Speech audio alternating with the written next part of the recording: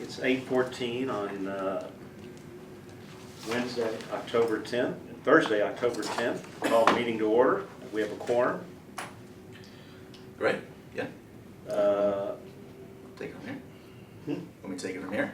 Yes. Okay. Good morning, everyone. Thank you so much for being here this morning.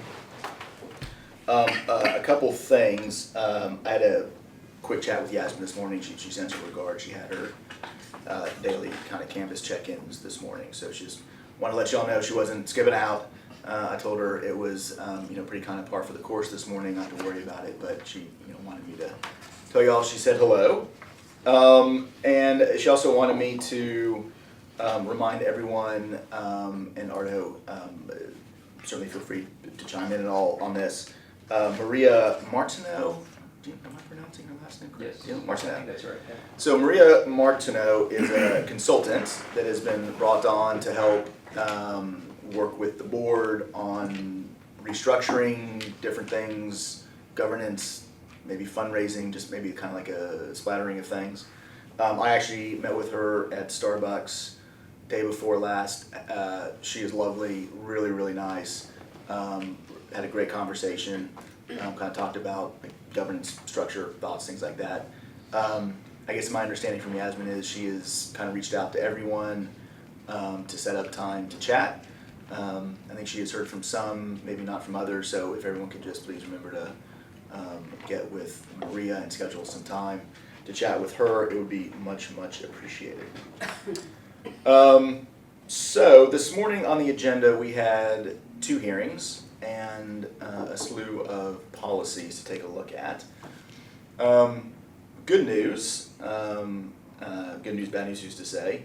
In like the last 48 hours, the employee level 3 grievance appeal that the board was going to hear this morning has been resolved very amicably. So that's great news. So there is no grievance appeal to hear on that.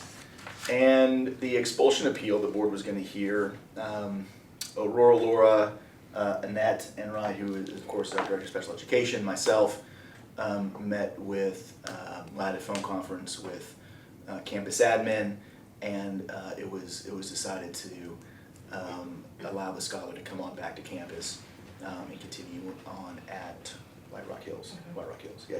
So, good news, again, good news, bad news used to say, no hearings this morning, which leaves us with the policies. My apologies, I had really wanted to get the policies out more than, I'm not even sure if it's 24 hours in advance, did the best I could with it. Hopefully I had a chance to take a look at them. If not, not a big deal. There's really, by comparison to maybe other policies that would come down, these are, I don't want to say they're not significant, but not a whole lot. There's some new policies and some very, very minor revisions on some things. I thought maybe what I would do was just kind of move through them. You have the policies in front of you. I'll stop in between each one, answer any questions you may or may not have. And then I would ask the board to consider and take action on the policies, and we can do it all in one vote at the end. Just kind of as an FYI, the special education policies and procedures, I guess we have 2 copies. Do we have 2 copies? Yes, there's an additional copy here. Okay, so we have 2 copies for y'all. It's like 100 pages. Yeah, So it's instead of fine. taking down a forest, we thought maybe 1, 2 copies would be good. Y'all are certainly welcome to take them, peruse through them. Really happy that Annette Enright again is a Director of Special Education, and Rebecca Allen, who is a Director of 504 and Evaluation Services, are here. If you have any questions at all on the SPED policies and procedures. This only applies to the special ed students. Yes, Yeah. that's correct, yes. There is some policy that may mirror our general ed policy, some things like FERPA, and sharing of records, things like that, but otherwise the rest is for special education scholars. And the reason why we have the SPED policies and procedures is we are required by law to annually approve these specific policies. And there's a new piece, Ardo, I think you actually may have brought it up at a prior meeting, about SHARS reimbursement, Yeah. Medicaid reimbursement. So we have some new policy inside the SPED policies and procedures that Becky kind of give like a super high level kind of review on. But that said, I thought maybe we just kind of jump into it. So the first one we have is care of students with a diagnosed food allergy at risk for anaphylaxis. This came out of Senate Bill 869 from the last legislative session. We have this because the law requires board to have policy on it. Otherwise, it would likely just be sort of an internal regulation. The gist of it is, again, obviously, we have to have the policy on it. The policy has to be, well, not necessarily the policy, but the response has to be based on the guidelines for the care of students with food allergies at risk for anaphylaxis. That is issued by the state, which of course Amy Cannon, who was our Director of Health Services, is certainly on top of it and has been for years. There are posting requirements as far as information being online for parents and whatnot for them to access. This is very much not a holistically copy and paste job from the law, but generally that's kind of what it is. We took the law and just made the policy out of it. Just one question on this one. I know Starbucks just got sued by someone who got some milk versus the milk that he wanted because he was a nut allergy. Yeah. Like he got almond milk versus just getting regular whole milk. They put the wrong milk. They Put the wrong milk in it, yeah. And so I guess the question is, do we, in our food selections, do we just not have nuts, like Southwest, like no nuts or no dairy? Like I don't, like how do you, like some kids don't know they have an allergy. Sure. Yeah, so do y'all know, Becky, maybe on the CMP piece, what child nutrition may do as far as nut allergy anaphylaxis? I do know Well- that they have, in the cafeteria, they have designated tables, that are like no nut zones. Okay. I know that specifically, but if a child doesn't know they have an allergy yet, I don't think there are any, yeah. I want to say, and I can follow up with you on it, I want to say that there's not actually, the food in and of itself, network-wide, does not necessarily not have nuts or peanuts or whatnot in it, but certainly without question, if we have a kiddo who has a peanut allergy or some other type of food allergy, that is certainly taken into account. So classrooms will be designated as kind of nut-free zones or what have you. Teachers will, and I've had this come up before with not necessarily here, but some other clients I've had. If they have parties, like class events, things like that, teachers know, and they can work with a nurse or health services, what have you, to make sure that the food that's brought in is safe for all the kiddos to have. And to Annette's point, there are designated tables, in the cafeteria. Any other? Yes. Do we still have a no sharing of food policy? That is a great question. Nothing formal that I'm aware of. I mean, campuses may have kind of local policy, well, no, it's a policy, like a local rule where they don't share food. I honestly don't know the answer to that question. I can talk to ops and find out if they have like a no sharing of food. My guess is they probably do that. As far as enforcement goes, I don't know what enforcement would look like, but I speculate the answer is yes. I would just wonder where the liability then would lie. Yeah,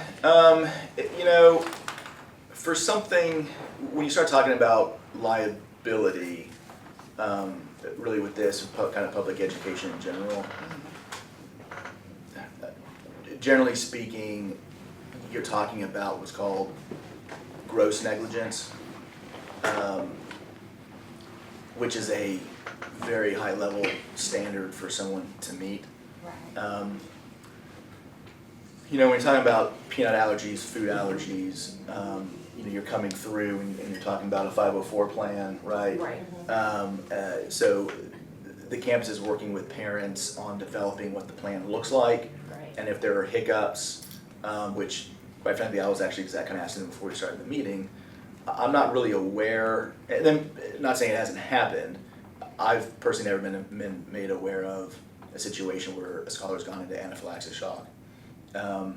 I think they do probably a really good job of making sure we're doing what we need to do for kiddos who have a 504 plan and have that in it.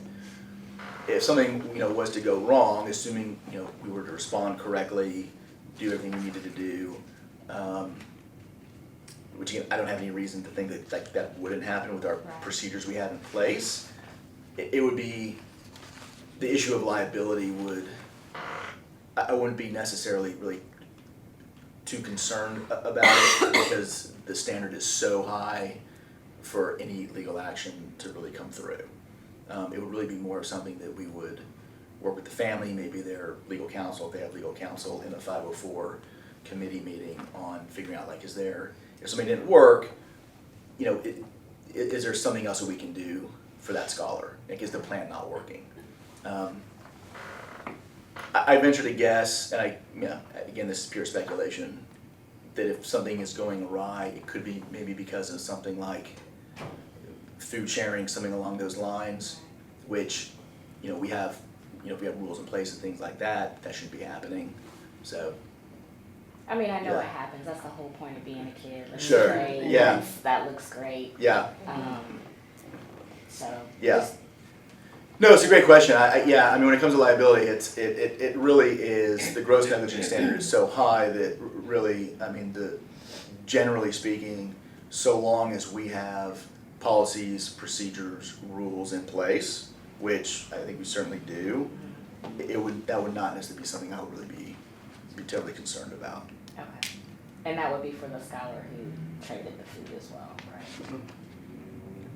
All right, they have a peanut allergy, they take half of someone's peanut butter and jelly sandwich.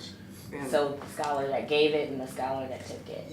Yeah, I mean, again, I mean, as far as Uplift education would be concerned, it really wouldn't be anything I would lose sleep over. Okay.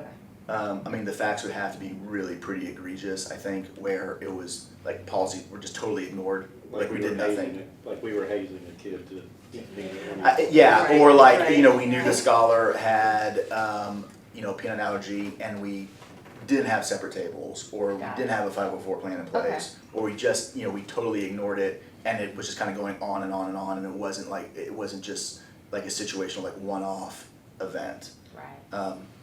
It just, it honestly is not really something I'm too. Good, okay. Yeah. Awesome. Any questions? Okay, so that is the anaphylaxis policy. Employee grievance, and similarly, the parent grievance policy, which is right behind the employee grievance policy. This was just a very minor revision. This actually did not come out of anything from the legislative session. It was just something that we wanted to include in the two policies. The employee grievance policy the board voted on last December, it was December 4th of 2018. The parent grievance policy was voted on April 30th of this year. Both policies are very much in line with and mirror industry standard. It is a multi-level process. There are deadlines for things. It has to do with, it addresses things like, documentation and when you can submit documentation, when you cannot submit documentation, kind of, et cetera, et cetera. The only revision to the two policies have to do with 10 days. the 10 days, yes, sir. The deadline to appeal to level 3. So when an employee first files for a level 1 hearing, he or she has 10 days from which he or she knew or reasonably should have known of the date to the action that gave rise to the grievance. That 10 days you also see at level 2. So if the employee is unhappy or wants to appeal the level 1 decision to level 2, the employee has 10 days from the date he or she receives the level 2 decision, or should have received the level 2 decision. So then there's 10, and that's business days. So then you would go to level 3, we just did not have that same 10-day deadline appealing to level 3. So it was a little too open-ended, so we just put in there that same 10-day deadline appealing to level 3. So it's 10 days from the date he or she would have received a level 2 decision, or should have received a level 2 decision. If they're unhappy, they have 10 days to appeal to level 3. What was it before? There wasn't one. There wasn't. Yeah, there wasn't one. And it really has not, it really has not been an issue at all. We just put it in just for consistency's sake and just to make sure it's in there. Yeah.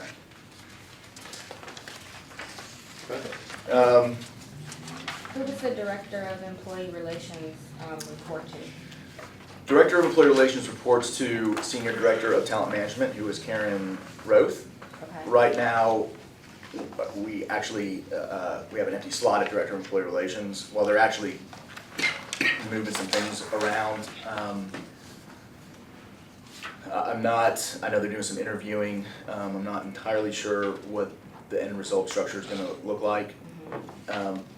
I didn't want to get too creative. I wanted to go ahead and get the 10 days in, so it may be that we'll have to bring this back and change some of the titles. If the titles change, which I don't know if they're going to or not. But if an employee wants to file a grievance now, they'll go to Karen Roth. Okay. And just to follow up to that, it said that the grievance can be submitted through iShine or through that position. Yeah. And is that in person, and is there a,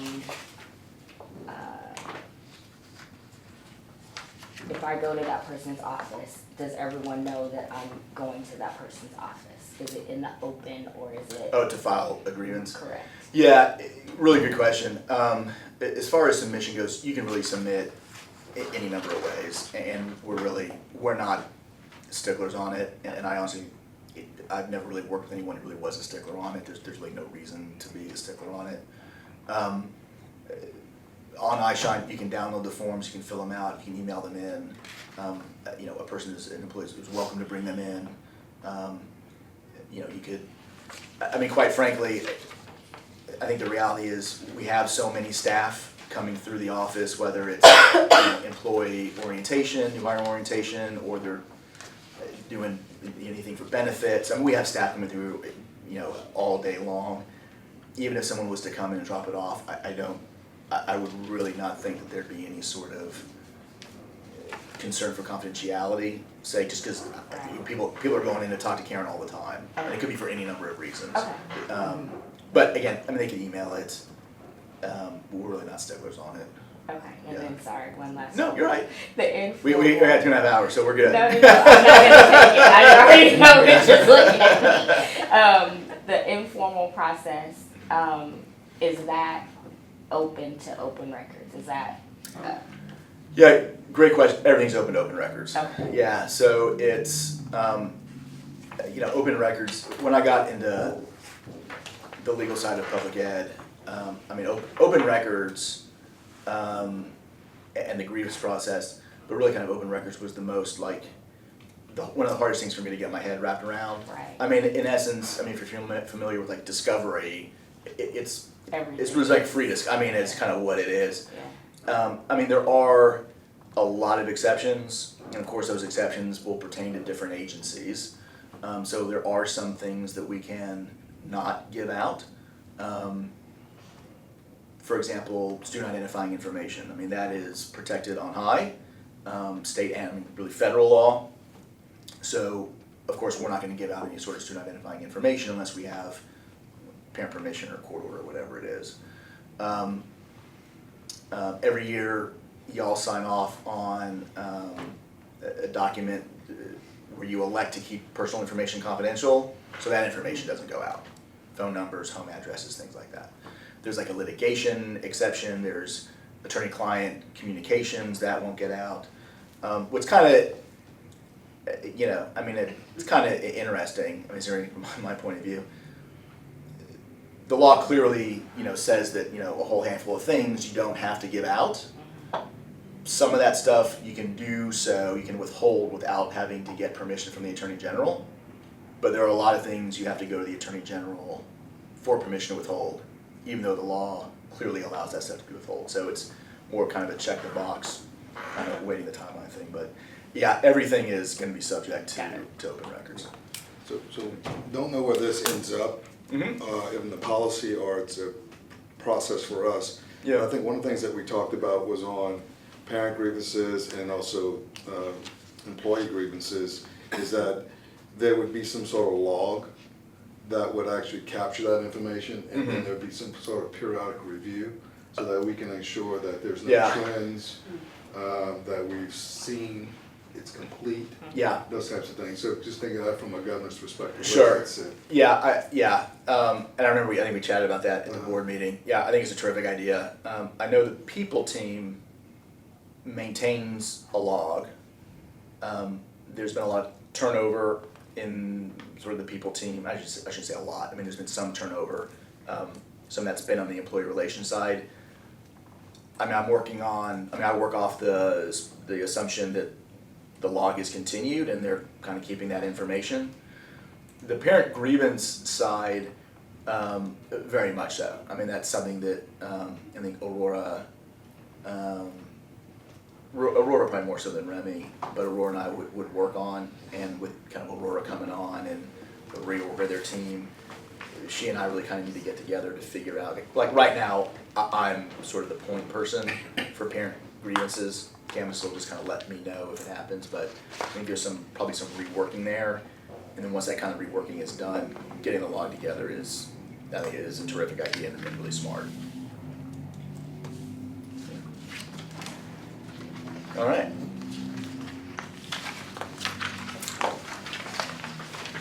So, reporting educator misconduct.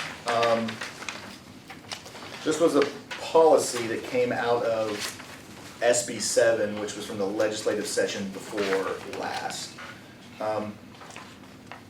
Really what SB 7 was, I mean, if y'all recall, there was, at the time, the media had dubbed it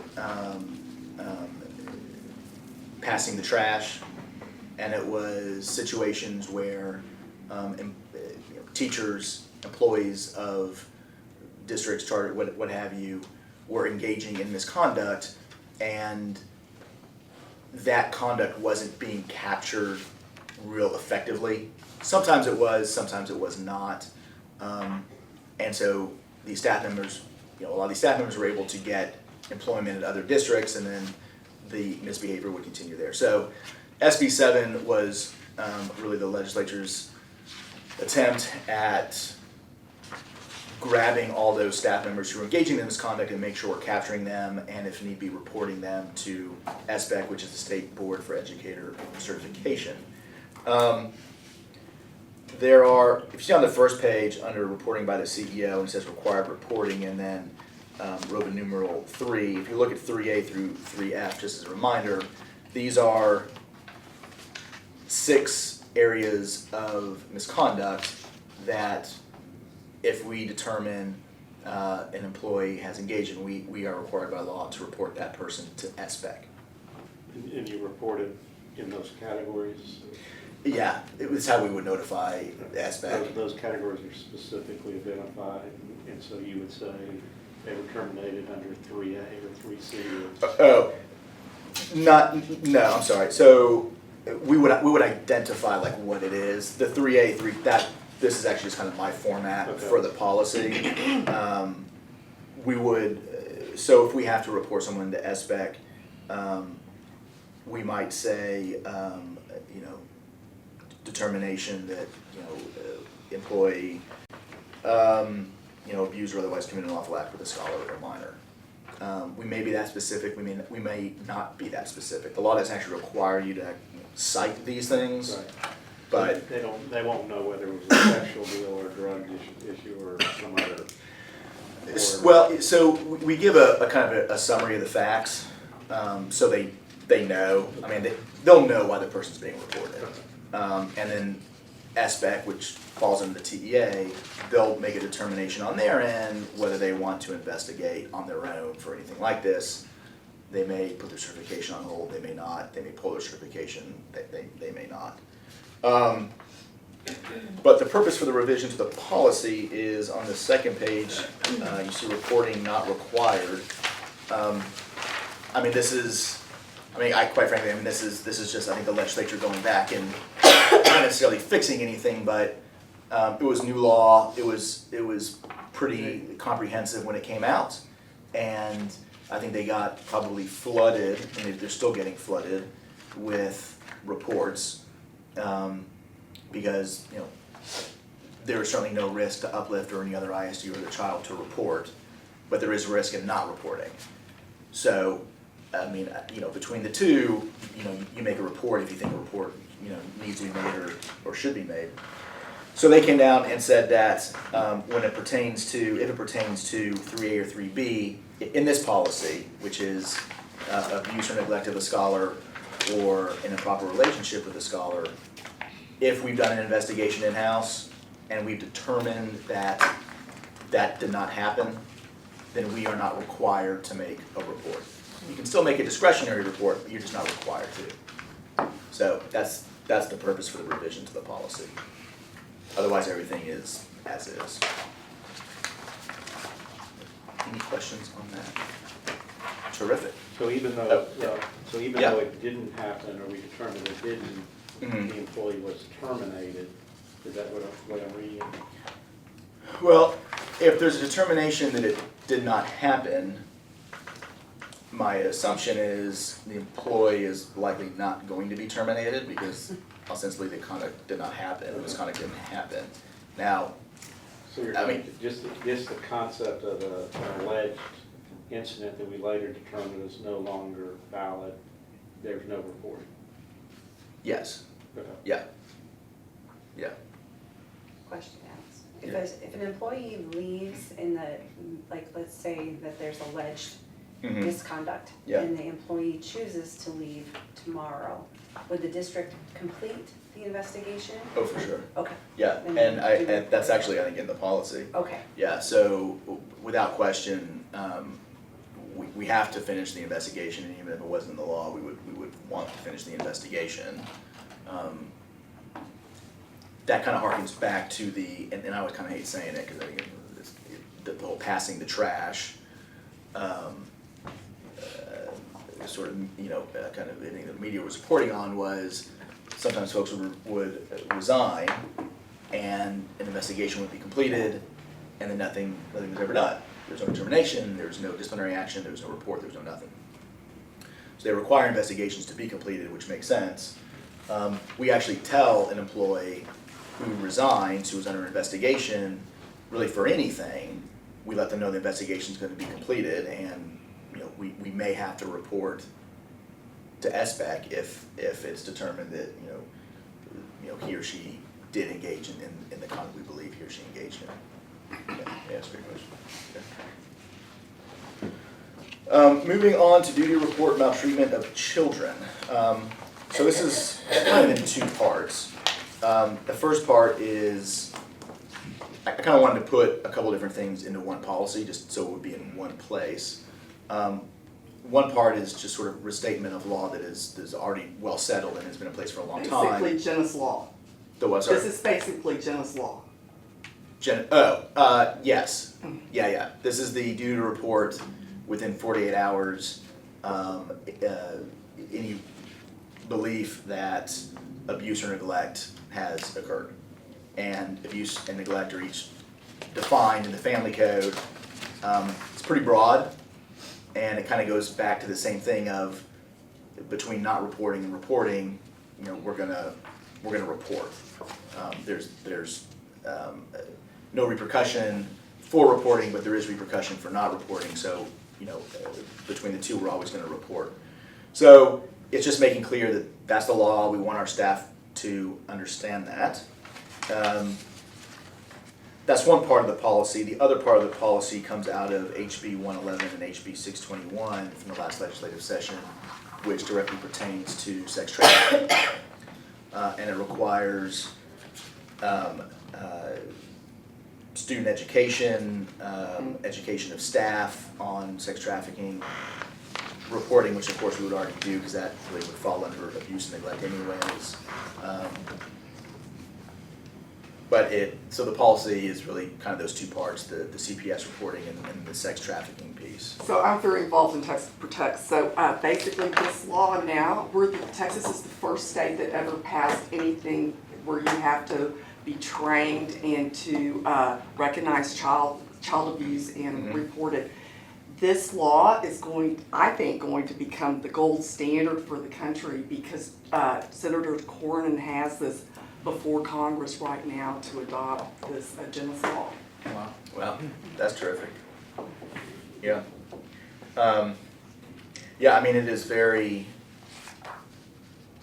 you know, from my reading of it, and of course it's new law, I mean, my vision is pretty comprehensive. Well, actually, it's not new. It was first adopted by Tam Parker in 2009. Eh,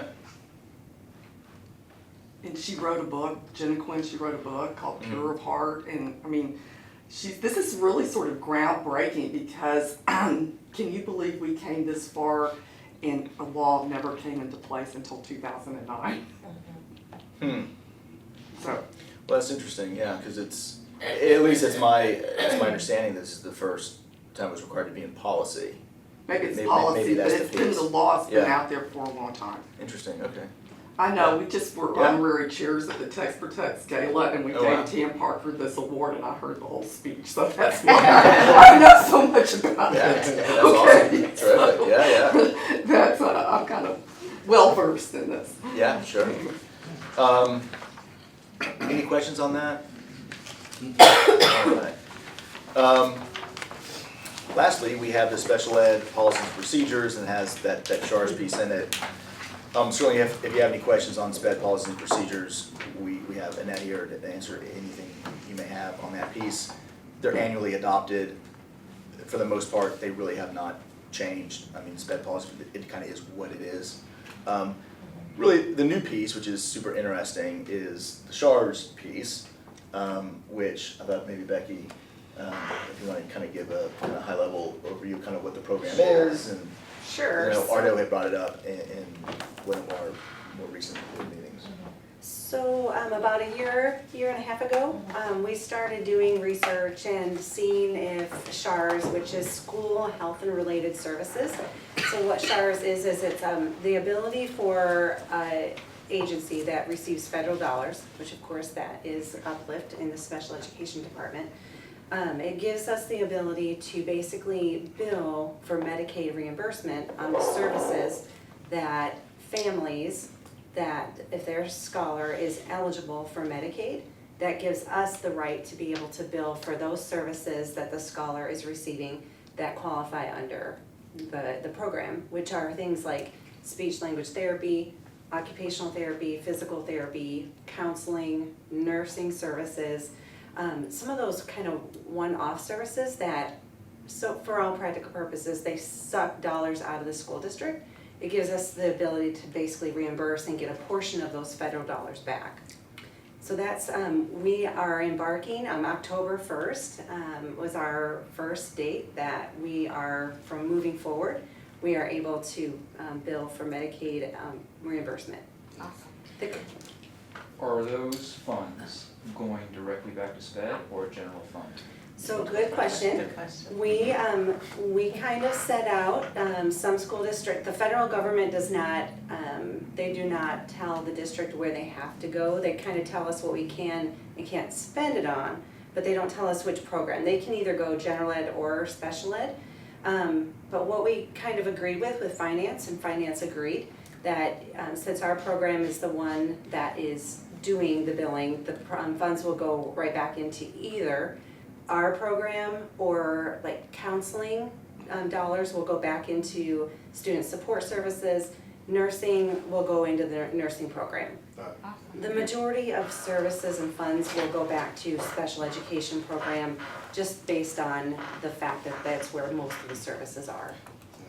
And then are we using like a billing expert to kind of code this stuff for us? We have a third-party vendor, Texas State Billing Service, and they are connected straight with the Texas Medicaid Health Department. So we have our own personal Medicaid identification number. So we are, if you go into, I think it's Texas Medicaid Health Yeah. Service website, you'll look up Uplift Education, and we have our own Medicaid reimbursement number. Yeah.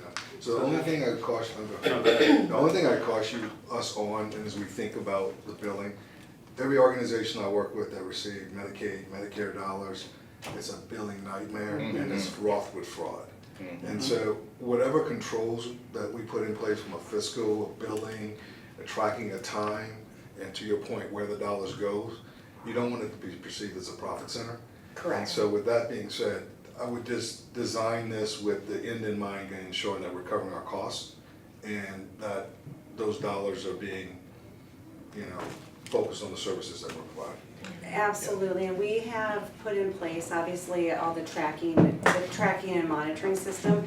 We chose Texas State Billing Service as our third-party vendor, specifically because they're directly linked to Frontline, which is the company that we've contracted with to house our IEP. But how they're getting paid, are they getting paid on percentage of what they bill? Yes, So they're incentivized to overcharge, and so that's the point. So like, be leery of those types of things, because their value prop is that they get percentage on what you get reimbursed. so, yeah, absolutely, and Texas State Billing Service, they're part of our contract with them is that they audit, their system audits on, so let's just say a Scholar IEP says that the student receives 30 minutes of counseling each week. The system won't let us bill any more than 30 minutes a week. They do all that auditing, and then once a year, the same company will come in and do an annual cost report with our finance department. It's a requirement from TEA. So absolutely, we will, and obviously, we have emphasized with our providers, we operate on the side of morals and ethics, and their licensures are all attached to this, and so they're very aware of their morals and ethics. So absolutely, But the point's well taken. absolutely, Yeah. it is. We'll certainly work with our vendor, and when we built this out, we brought on we have a full-time person in-house here at CMO to kind of help with the billing issues. We will certainly Yeah. get with that person and kind of go over controls, oversight, thank you, and finance, because very much so. I mean, when I was in healthcare, and I was actually a provider, and yes. Yeah. Very well So- taken. Yeah. And I will stop shut up, I would ask for a SAS 70 report. Oh, what, I'm sorry. A SAS 70 report. SAS. SAS, Yeah. 70. And then I would actually ask for the audit report and also any management letters they receive on the entity itself that's doing the services for you. Okay, that's great. Yeah. Which there's, as a standard, they're used to being asked those kind of questions, so They should have that stuff. they should have that stuff. Okay, yeah. And to clarify, we do need parent consent to bill, so we have to send consent. So that's kind of maybe my next question was, is every special ed student eligible for this? And thus, what is our population that we're asking for reimbursement on? Very good question. We have 650, approximately 650 scholars that are Medicaid eligible in the system right now. Of those 650, we've obtained about 200 consents from parents. Now, of those 200 consents though, the service in the IEP, the student has to receive one of those services. So we could have, of those 200 scholars, we could have one of them that maybe is just in special education and receiving inclusion support in a classroom. That service is not Medicaid eligible. So in order for us to bill, the service has to be in the IEP. So really our opportunity is to be able to reach out to more parents to get their consent to go from that 250 to 650 or so, even though not all of those services are reimbursable. Correct. We will seek, if the student is eligible for Medicaid, we will seek consent just to have that consent on file. So if the art committee determines that all of a sudden, occupational therapy is needed, then we would have that consent to be able to bill. And again, let's say a provider accidentally bills for a service and if we don't have consent, Texas State Billing Service will catch that in their weekly audit. And their system is constantly talking to the Medicaid system, and so those systems are constantly talking, so that will be an automatic audit, and it'll come back to us. And my last question, is it centrally organized, or is there incentives, so to speak, for, for the schools to help encourage the parents to participate in order to offset the dollars we're spending? In other words, is there some, where the nursing group, participants or the home teacher or whatever says, oh, look, your kids are participating in this, as opposed to the central office only being responsible for it? So we have each one of our campus coordinators, or special education campus coordinators, they're basically kind of taking control of that piece in the ARD meetings. So as far as it's, right now it's all centrally managed, the monies will come back centrally, and then Right. at our level, we'll decide what makes the most sense, where to distribute the funds to. But as close to the student is where the conversations are initiative- happening, right. yes. Okay, thanks. Yes. So the billing process, do you have one dedicated person doing it, or are each special educators doing it themselves? Because if it is the special educators, you're adding a lot of work. They're already Yeah. Overworked. doing it. Right. They're already Yeah. overworked at it. All I would ask, if it is at the special educator level, that you look into streamlining that process as much as possible. Yeah, absolutely. So when we first, when the discussion kind of first started, we were meeting with finance and health services. We had kind of everybody in a room, and really one of the top concern was, it's all new money, and so everybody's really very excited. At the same time, it's also kind of known to be, I think, industry-wide.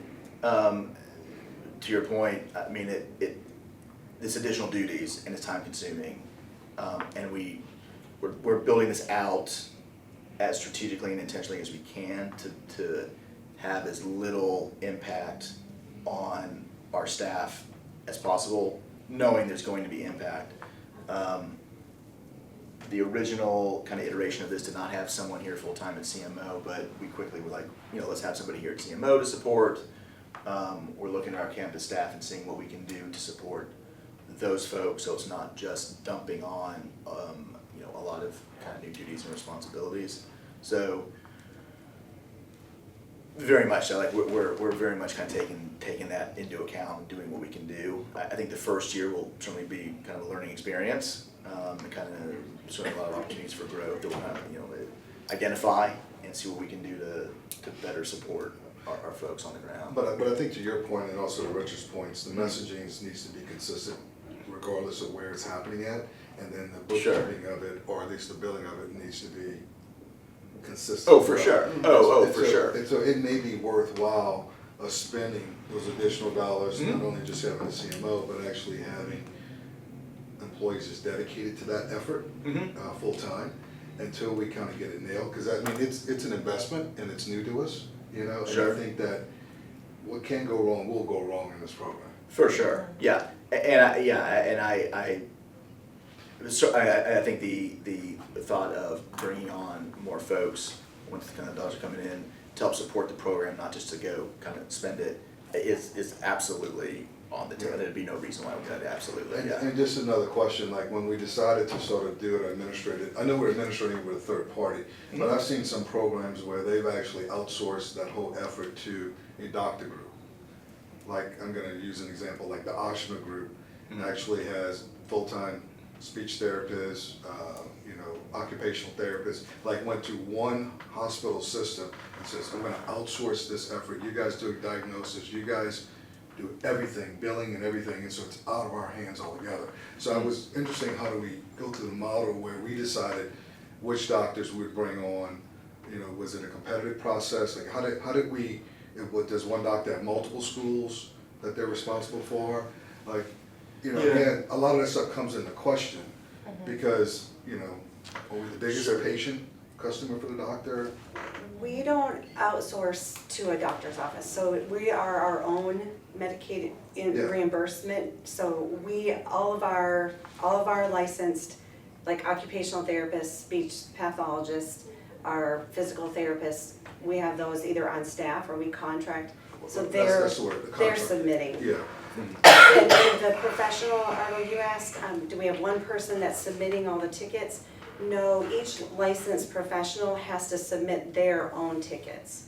So they go into the system and they submit a ticket. Yeah, and so when they go into the system, all I ask is to have a close look at how that process is and to see if there's any opportunities to streamline that process. That's all that I Yeah, ask. absolutely. Mhm. And just kind of as an FYI, our CFO, Jim Yonke, his wife is Or our Speech speech pathologist. pathologist. Yeah.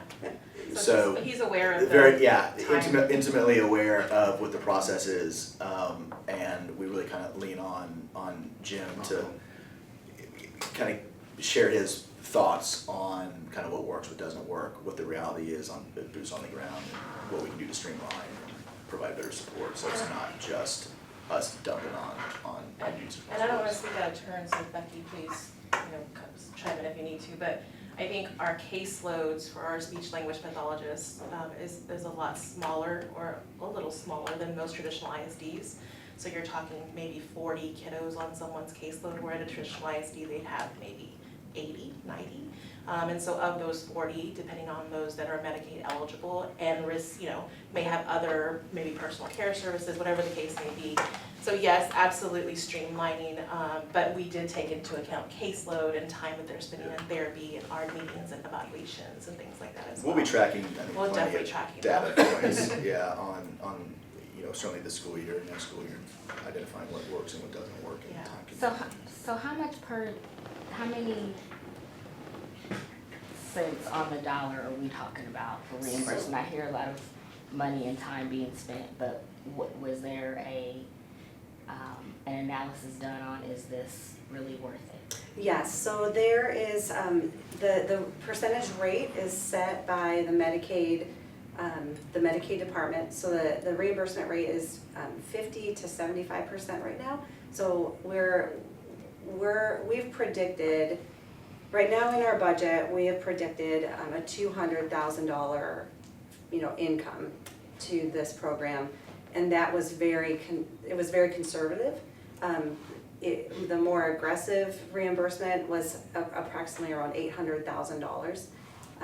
So that was the projected, and that was based on 60% of the 100% scholars so that was at the 60% rate. And then Jim Yonke wanted us to go more conservative, so we went down to, I think we went to 40%, and that brought us down to $200,000. So right now we have a projected $200,000 budget in our current budget, projected for SHAR's Medicaid reimbursement.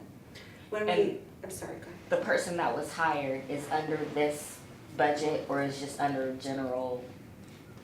She is under this budget. Okay. Her salary is projected out of this budget.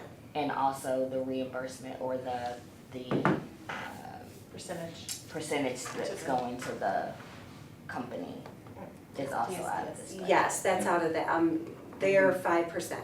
So we're Okay. paying TSBS of 5%. I think it was 5.5% of our Medicaid reimbursement goes directly to them. Okay, so the 200 is with or without those two things? Without. So we would, we added an additional, Got it. yeah. Okay. If there's, Arden. The last thing I would say is Sure. I would not like to see in performance reviews how much Medicaid billing was done. So I don't know if that's already included, but I would not like to see that, because if you go down a slippery slope when that happens. So, I'm sorry, Arno, say that again? So when performance reviews are conducted of these Yes. special educators, I don't know if that's a metric that you use to say how much Medicaid billing had Oh, been no. done. Yeah. Okay. You don't want Absolutely. to appear to be Shouldn't be an incentivizing API. people to Sure. bill for Medicaid. Correct. Yeah. Or punishing, Right. because Yeah. Yeah, that's what I'm saying, to take it away from the schools themselves and centralize it, you take away all that scenario. Yeah. Right. Yeah, absolutely, for sure. okay, I think we've had a lot of discussion and a lot of meaningful conversation, and I appreciate everybody's attention to it. I think we'll do 2 votes here, one on the first 5 items that were covered, and then we'll do a separate one on Yeah, the that'd be great. annual. Sure. So that way we get 2 votes in instead of just one. Do I hear a motion to accept the either new or revisions to the first 5 policies? One on the duty to report maltreatment of children policy, on the revised employee grievance policy, on the revised parent grievance policy, on the revised educator misconduct policy, and on the new care of students with a diagnosed food allergy or at-risk policy. I move that we accept those that you just acknowledged. Good. Second? All approve? Aye. Any opposed? Okay, that's passed. And the second motion would be to approve the annual adoption of the special ed policy and procedures, including the new SHARS policy required by law. Is there a motion to approve that? So moved. A second. Okay. All who agree, say aye. Aye. Any opposed? Okay, that passes. Before we close the meeting, I want to thank both of y'all, both Annette and Rebecca, for joining us today. It was very helpful to have. And is there a motion to adjourn? Motion adjourned. Okay, it is now 9:06 and we are adjourned.